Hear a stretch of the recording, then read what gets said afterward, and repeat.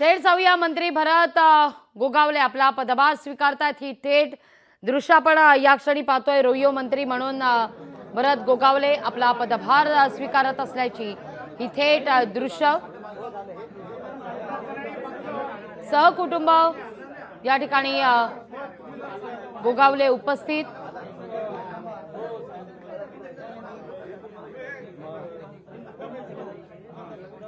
आणि दृश्य आपण या क्षणी पाहतोय। रोहियो मंत्री म्हणून भरत गोगावले यांनी आपला पदभार आता स्वीकारलेला आहे।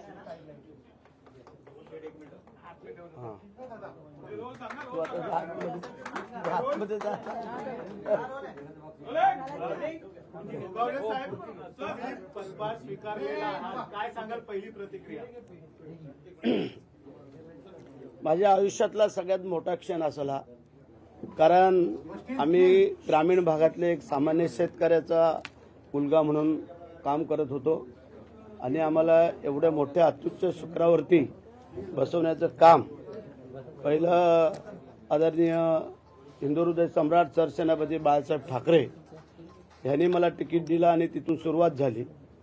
त्यानंतर सन्माननीय उपमुख्यमंत्री आदरणीय एकनाथ शिंदे साहेब यांनी मला हे पद दिलेलं आहे आणि त्याच्यामुळे मी त्यांचा आभारी आहे। आणि आता जी जबाबदारी दिलेली आहे ती आता आम्ही आजपासून पार पाडतो। हिंदू धर्माच्या रीतिरिवाजाप्रमाणे कुठल्याही नवीन काम हातामध्ये घेत असताना गणरायाचं पूजन करून यावं अशी आपली आख्यायिका आणि म्हणून करता आज आम्ही गणपतीरायांचे पूजन केलं आणि आज सावित्रीबाई फुलेंचा दिवस असल्यामुळे त्यांनाही आम्ही वंदन केलंय पुष्प घालून। आणि आता आम्ही आजपासून दुपारनंतर कामाला सुरुवात करतो। चुकलेली संधी होती ती पुन्हा एकदा मिळालेली पाहायला मिळते आणि त्यामुळे कशा पद्धतीचं काम असणार, 100 दिवसाचा काय प्लॅन आहे? चुकलेली असं नाही म्हणता येणार, कारण साहेबांना नाही आम्हाला त्यावेळेला साहेबांनी दिलं होतं, परंतु परिस्थितीनुसार बघून जर आपण चाललो नाही तर तो माणूस काय होऊ शकतो आणि म्हणून करता आम्ही त्यावेळेला जे काय थांबलो त्याचं फळ आत्ता साहेबांनी दिलेलं आहे आणि आता ते घेऊन आम्ही महाराष्ट्रभर फिरूया। गेल्या वेळेस त्यांच्यामुळे तुमचा पत्ता खरं तर कट झाला होता, त्यांना यावेळेस मंत्रिमंडळामध्ये नाहीये, तुम्हाला ही संधी आहे का कोकणात? असं काही नाही आहे। काय जो काम करेल तो पुढे जाईल। काम करण्याची प्रत्येकाची वेगवेगळी पद्धत असते, त्याप्रमाणे तुम्ही आता आम्हाला संधी दिली, आम्ही जर व्यवस्थित काम केलं साहेब पुढे विचार करतील, आमच्याकडनं काम व्यवस्थित नाही झालं तर त्याचा पण विचार होईल। असं सर, प्रगती पुस्तकाकडे सर्वांचं लक्ष असणार आहे, यावर्षी पहिल्या दिवसावर प्रगती पुस्तक मेंटेन होणार आहे, कसं बघताय?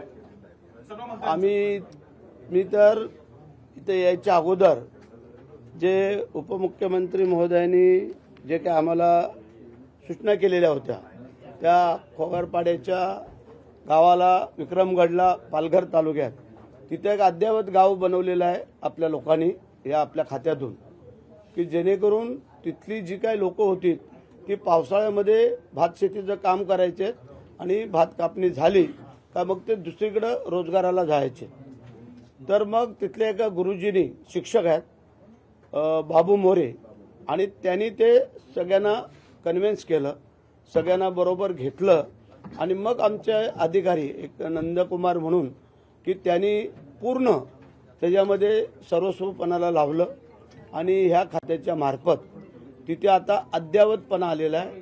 तिथे म्हणजे एकही माणूस बाहेर कुठं जात नाही, त्यांच्याकडे सायकल नव्हती, मोटरसायकल आली आणि आता काही दिवसांनी त्यांनी सांगितलं आम्ही 4 व्हीलर पण घेणार।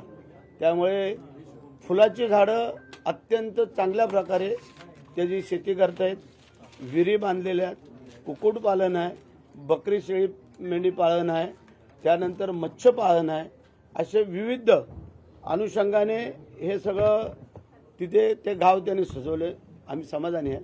आता तोच प्रकार आम्ही अजून काही गावातनी पुढं करायचा प्रयत्न करू, म्हणजे आम्ही त्या दिवशीच कामाला सुरुवात केली।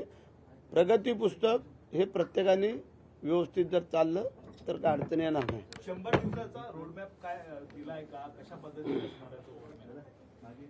अजून तसं काय पूर्ण हे नाही आहे, परंतु जी जबाबदारी आता दिलेली आहे त्यांनी आपापल्या खात्याची पार पाडावी, कामाला सुरुवात करावं अधिकाऱ्यांना बरोबर घेऊन. आणि ज्या खात्याची जी काही कामं असतील ती त्यांनी सगळ्यांनी सुरुवात करावी असं मला वाटतं. पालकमंत्रीपद कसं बघताय? कारण की पालकमंत्री पदावरून बराच वाद होताना पाहायला मिळतात. कारण की आमच्या इथे तसं काय होणार नाही. शिवसेनेत जुंपली आहे. रायगड जिल्ह्यामध्ये तसं काय होणार नाही. कारण